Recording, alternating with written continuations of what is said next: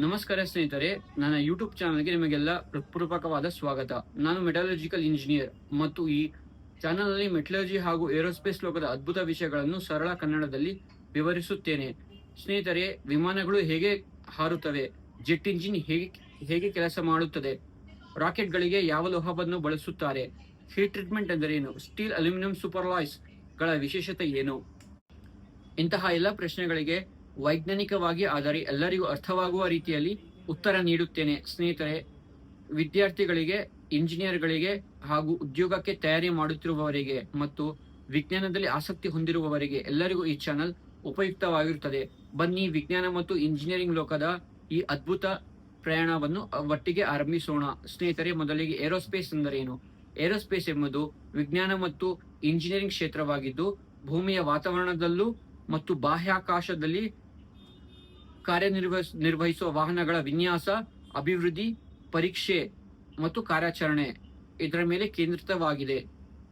ಇದಕ್ಕೆ ಎರಡು ಪ್ರಮುಖ ಶಾಖೆಗಳಿವೆ ಸ್ನೇಹಿತರೆ. ಮೊದಲನೆಯದಾಗಿ ಆಸ್ಟ್ರೋನಾಟಿಕ್ಸ್ ಹಾಗೂ ಏರೋನಾಟಿಕ್ಸ್. ಏರೋನಾಟಿಕ್ಸ್ ಎಂದರೆ ಭೂಮಿಯ ವಾತಾವರಣದೊಳಗೆ ಹಾರಾಡುವ ವಿಮಾನಗಳ ಅಧ್ಯಯನ. ಉದಾಹರಣೆಗೆ ಏರೋಪ್ಲೇನ್ಸ್, ಹೆಲಿಕಾಪ್ಟರ್ಸ್, ಡ್ರೋನ್ಸ್ ಮತ್ತು ಗ್ಲೈಡರ್ಸ್. ಇನ್ನೊಂದು ಶಾಖೆ ಆಸ್ಟ್ರೋನಾಟಿಕ್ಸ್. ಆಸ್ಟ್ರೋನಾಟಿಕ್ಸ್ ಎಂದರೆ ಅಂತರಿಕ್ಷಯಾನ ಶಾಸ್ತ್ರ. ಅಂತರಿಕ್ಷದಲ್ಲಿ ಕಾರ್ಯನಿರ್ವಹಿಸುವ ವಾಹನಗಳ ಮತ್ತು ಅವುಗಳ ವ್ಯವಸ್ಥೆಗಳನ್ನು ಅಧ್ಯಯನ ಮಾಡುವ ಶಾಸ್ತ್ರ. ಇದಕ್ಕೆ ಅಂತರಿಕ್ಷಯಾನ ಶಾಸ್ತ್ರ ಎಂದು ಕರೆಯುತ್ತಾರೆ. ಉದಾಹರಣೆಗೆ ರಾಕೆಟ್ಗಳು, ಉಪಗ್ರಹಗಳು, ಅಂತರಿಕ್ಷ ನೌಕೆ ಮತ್ತು ಅಂತರಿಕ್ಷ ನಿಲ್ದಾಣ. ಸ್ನೇಹಿತರೆ, ಏರೋಸ್ಪೇಸ್ ಇಂಜಿನಿಯರ್ಗಳು ಮಾಡುವ ಕೆಲಸಗಳೇನೆಂದರೆ ವಿಮಾನಗಳು ಮತ್ತು ಅಂತರಿಕ್ಷ ನೌಕೆಗಳನ್ನು ವಿನ್ಯಾಸಗೊಳಿಸುವುದು ಮತ್ತು ಇಂಜಿನ್ ಹಾಗೂ ಪ್ರಪೋಲ್ಷನ್ ಎಂದರೆ ತಳ್ಳುವ ಶಕ್ತಿ ಇದನ್ನು ವಿನ್ಯಾಸಗೊಳಿಸುವುದು ಮತ್ತು ಅಭಿವೃದ್ಧಿಪಡಿಸುವುದು. ಇಂಧನ ದಕ್ಷತೆ, ಫ್ಯೂಲ್ ಎಫಿಷಿಯನ್ಸಿ ಮತ್ತು ಸುರಕ್ಷತೆಯನ್ನು ಹೆಚ್ಚಿಸುವುದು ಮತ್ತು ನ್ಯಾವಿಗೇಷನ್ ಹಾಗೂ ನಿಯಂತ್ರಣ ವ್ಯವಸ್ಥೆಗಳನ್ನು ನಿರ್ಮಿಸುವುದು ಹಾಗೂ ಹೊಸ ವಸ್ತುಗಳ ಅದರ ತಂತ್ರಜ್ಞಾನವನ್ನು ಪರೀಕ್ಷಿಸುವುದು. ಸ್ನೇಹಿತರೆ, ಈಗ ಏರೋಸ್ಪೇಸ್ ಉತ್ಪನ್ನಗಳ ಉದಾಹರಣೆಗಳನ್ನು ನೋಡುತ್ತಾ ಹೋದರೆ Boeing 787 dream liner, space 6 Falcon, Airbus A350 ಮತ್ತು ನಾಸಾ ಅಂತರಿಕ್ಷಯಾನ ಉಡಾವಣೆ ವ್ಯವಸ್ಥೆ.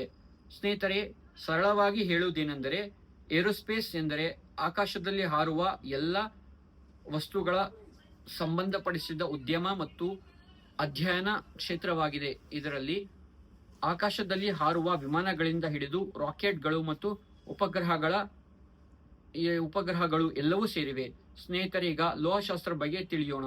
ಲೋಹಶಾಸ್ತ್ರ ಎಂದರೆ ಲೋಹಗಳು ಮತ್ತು ಮಿಶ್ರಲೋಹಗಳ ವಿಜ್ಞಾನ ಮತ್ತು ಇಂಜಿನಿಯರಿಂಗ್ ಶಾಖೆಯಾಗಿದೆ. ಇದು ಲೋಹಗಳನ್ನು ಅವುಗಳ ಅಯಸ್ಕಗಳಿಂದ ಹೊರತೆಗೆದು, ಅಯಸ್ಕ ಎಂದರೆ ಓರ್, ಇದರಿಂದ ಹೊರತೆಗೆದು ಶುದ್ಧೀಕರಿಸಿ, ಸಂಸ್ಕರಿಸಿ ಅವುಗಳ ಮೈಕ್ರೋಸ್ಟ್ರಕ್ಚರ್ ಎಂದರೆ ಸೂಕ್ಷ್ಮ ರಚನೆ, ಗುಣಲಕ್ಷಣಗಳು ಎಂದರೆ ಪ್ರಾಪರ್ಟೀಸ್ ಹಾಗೂ ವಿವಿಧ ಕೈಗಾರಿಕೆಗಳಲ್ಲಿ ಅವುಗಳ ಬಳಕೆಗಳನ್ನು ಅಧ್ಯಯನ ಮಾಡುತ್ತಾರೆ. ಸ್ನೇಹಿತರೆ, ಲೋಹಶಾಸ್ತ್ರಗಳಲ್ಲಿ 3 ಪ್ರಮುಖ ಶಾಖೆಗಳಿವೆ. ಅವು ಉತ್ಖನನ ಶಾಸ್ತ್ರ. ಮೊದಲನೇದಾಗಿ ಉತ್ಖನನ ಶಾಸ್ತ್ರ ಎಂದರೆ ಎಕ್ಸ್ಟ್ರಾಕ್ಟಿವ್ ಮೆಟಲರ್ಜಿ. ಲೋಹಶಾಸ್ತ್ರವನ್ನು 3 ಪ್ರಮುಖ ವಿಭಾಗಗಳಾಗಿ ವಿಂಗಡಿಸಲಾಗಿದೆ. ಉತ್ಖನನ ಶಾಸ್ತ್ರ ಎಂದರೆ ಎಕ್ಸ್ಟ್ರಾಕ್ಟಿವ್ ಮೆಟಲರ್ಜಿ. ಇದರಲ್ಲಿ ಅಯಸ್ಕಗಳಿಂದ ಲೋಹಗಳನ್ನು ಹೊರತೆಗೆಯುವ ಪ್ರಕ್ರಿಯೆಗೆ ಉತ್ಖನನ ಶಾಸ್ತ್ರ ಎಂದು ಕರೆಯುತ್ತಾರೆ.